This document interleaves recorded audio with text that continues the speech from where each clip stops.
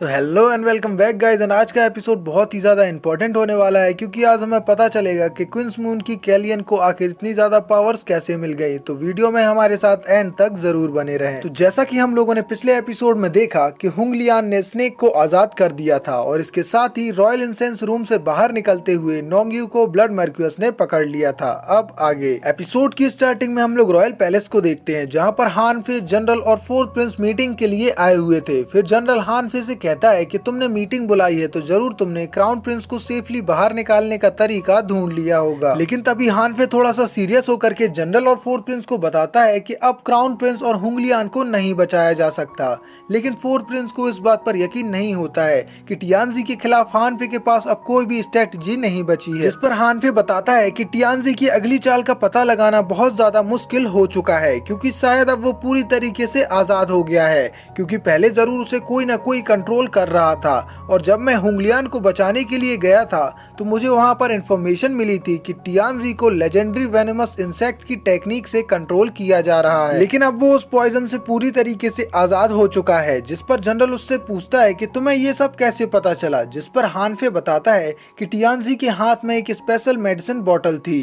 फिर जीफेंग बताने लगता है कि उस बॉटल पर स्नेक पैटर्न बना हुआ था जो कि मर्क्यूस के पैलेस की तरफ इशारा कर रहा था और उस बॉटल के अंदर उस टेक्निक का एंटीडोट था जो कि mother of legendary venomous insect से बनाया गया था। और इसके बाद हानफे कहता है कि अगर टियानजी पूरी तरीके से आजाद हो गया है तो अब वो किसी के भी आगे नहीं रुकने वाला और जरूर कोई ना कोई बड़ी मुसीबत हमारे सामने आने वाली है। फिर सीन शिफ्ट होकर के ब्लड मर्क्यूस पर आ जाता है जिसने नोंगयू को अपने कमरे में बंद करके रखा हुआ था। फिर नोंगयू कहती है कि मुझे पहले ही सतर्क हो जाना चाहिए था कि मैं लॉर्ड मर्क्यूस की आंखों के सामने नहीं बच सकती। लेकिन मर्क्यूस अभी बहुत ज्यादा गुस्से में था, इसलिए वो नोंगयू की बॉडी को अपनी पावर की मदद से जकड़ देता है जिससे नोंगयू बिल्कुल भी मूव नहीं कर पा रही थी। फिर ब्लड मर्क्यूस उसके पास आकर के उसके हाथ से खून की स्मेल को पता लगा लेता है और उसे पता चल जाता है कि नोंगयू कहीं और से नहीं बायू से आई हुई है और उसकी रगों में बायू का खून दौड़ रहा है। और साथ ही उसके पास से उसे रेनिंग फायर स्टोन भी मिला था, जिस पर नोंगयू अपनी सफाई देते हुए कहती है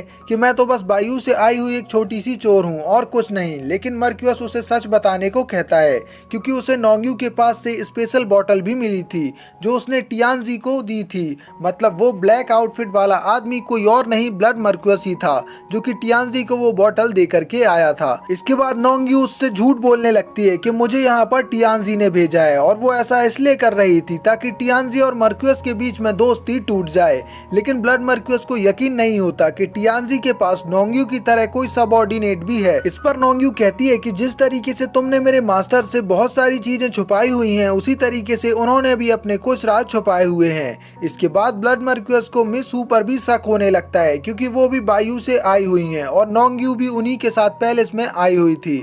इस पर नोंगयू कहती है कि मिस हू तो एक घमंडी औरत है और वो मेरा सबसे बेहतर चारा बन गई जिससे कि मैं पैलेस में आ सकी। लेकिन फिर भी नोंगयू की बातों पर बायू फाई को बहुत ज्यादा गुस्सा आ रहा था क्योंकि उसे उसकी बातों पर बिल्कुल भी यकीन नहीं था। फिर वो उसे वार्न करता है और उसे सच बोलने के लिए कहता है। फिर इसके बाद वो उसके पास मिले हुए रेनिंग फायर स्टोन के बारे में पूछने लगता है, जिस पर नोंगयू उसे झूठ बोलती है कि ये स्टोन मेरा है और ये मेरे पास बचपन से है और साथ ही ये बायू के ट्रेजर का एक हिस्सा है। जिस पर ब्लड मर्क्यूस पूछता है कि ये तुम्हारे पास कैसे आया, तो वो बताती है कि ये मुझे मेरे मास्टर ने दिया हुआ है और उन्हीं के पास बायू का ट्रेजर है। लेकिन ब्लड मर्क्यूस को नोंगयू की बातों पर यकीन नहीं था और फिर वो गुस्से में नोंगयू का गला दबाने लगता है। इसके बाद सीन शिफ्ट होकर के बाई डुआंग पर आ जाता है जो कि रॉयल स्नेक का पॉइजन लेने के लिए वहां रूम में आ चुका था, पर उसे वहां पर स्नेक नहीं दिखाई देता और वो समझ जाता है कि हुंगलियान ने उसे खिड़की से भगा दिया है। इसके बाद वो हुंगलियान को पकड़ के मारने लगता है, पर हुंगलियान उसे कहती है कि मैं तुम्हारी हॉस्टेज हूँ और तुम मुझे मार नहीं सकते। जिस पर बाई डुआंग कहता है कि आखिर तुम्हें किसने कह दिया कि मैं तुम्हें मार नहीं सकता, और अब तो वो स्नेक रहा नहीं तो मैं तुम्हारे ब्लड से ही अपने पॉइजन को रिफाइन करूंगा। और इसके बाद वो हुंगलियान को चाकू से घायल करने लगता है। लेकिन तभी हुंगलियान को बचाने के लिए रूम में क्रिम्सन स्नेक आ जाता है जो कि बाई डुआंग पर अटैक करने लगता है, जो देख करके हुंगलियान उससे चिल्ला रही थी कि स्नेक तुम आखिर वापस क्यों आ गए। पर तभी बाई डुआंग उस पर अपना पॉइजन से अटैक कर देता है जिससे वो स्नेक बहुत ज्यादा कमजोर हो जाता है और फिर बाई डुआंग उसे पकड़ लेता है। इसके बाद बाई डुआंग उस स्नेक के पेट पर वार करने लगता है ताकि वो उसके अंदर से पॉइजनस कैप्सूल निकाल सके। पर तभी हुंगलियान बाइडुआंग को धक्का दे करके उसके चाकू को दूर गिरा देती है और उस स्नेक को आजाद करा देती है। पर बाइडुआंग पावरफुल था और वो हुंगलियान को ही पीछे धक्का दे करके गिरा देता है, जिससे हुंगलियान घायल हो जाती है। लेकिन हुंगलियान की ये हालत देख करके क्रिम्सन स्नेक को गुस्सा आ जाता है और वो बाकी स्नेक की मदद से बाइडुआंग पर अटैक करवाने लगता है, जिससे बाइडुआंग थोड़ा दूर हो जाता है। फिर सीन शिफ्ट होकर के बाई यीफाई यानी कि ब्लड मर्क्यूस पर आ जाता है, जो कि नोंगयू का अभी भी गला दबा रहा था।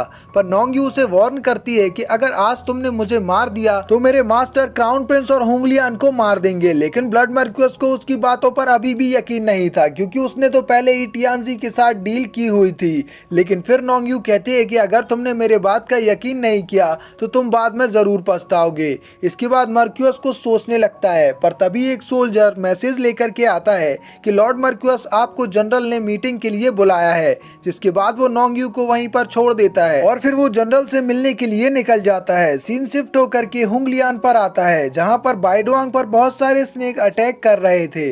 पर तभी घायल क्रिम्सन स्नेक हुंगलियान के पास आ जाता है और उसे कुछ बताने की कोशिश करने लगता है।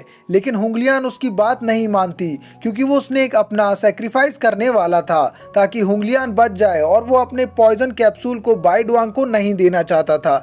लेकिन हुंगलियान इसके लिए तैयार नहीं थी और वो बहुत ज्यादा दुखी हो जाती है, क्योंकि इस पूरी कैद में सिर्फ क्रिम्सन स्नेक ही उसका एक दोस्त बन पाया था और वो उसे बहुत ज्यादा पसंद करने लगी थी। पर तभी उन दोनों की तरफ बाइडुआंग बढ़ने लगता है, जो देख करके क्रिम्सन स्नेक हुंगलियान को बचाने के लिए बाइडुआंग पर अटैक कर देता है। लेकिन बाइडुआंग के हाथ में चाकू था, जो कि वो उस रेड स्नेक के अंदर घुसा देता है और उसे वहीं पर मार देता है।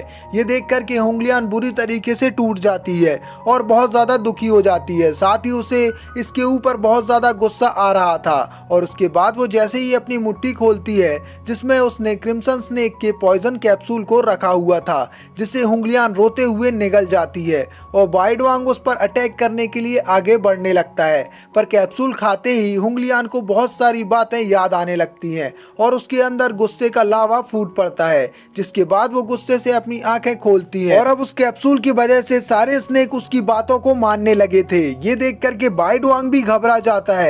इसके बाद वो सभी स्नेक को कंट्रोल करने लगती है और फिर वो स्नेक जा करके बाइडुआंग को भी जकड़ लेते हैं। और अब हुंगलियान के पास उस कैप्सूल की मदद से स्नेक्स को कंट्रोल करने की पावर आ जाती है, जिससे ये कंफर्म हो जाता है कि हुंगलियान ही आगे जाकर के कैलियन बनने वाली है। लेकिन हुंगलियान की पावर और उसका गुस्सा देख करके बाइडुआंग बहुत ज्यादा डर जाता है और फिर वो जैसे तैसे उस रूम से बाहर निकल जाता है और हुंगलियान को फिर से उस रूम में बंद कर देता है। इसी के साथ ये एपिसोड यहीं पर एंड हो जाता है। पर नेक्स्ट एपिसोड में हम लोग लॉर्ड ब्लड मर्क्यूस की पावर्स के बारे में जानेंगे और आखिर उसको इतनी सारी पावर्स कैसे और कहां से मिलती हैं, ये सारे सीक्रेट भी रिवील होने वाले हैं। तो नेक्स्ट एपिसोड्स को देखना बिल्कुल ना भूलें।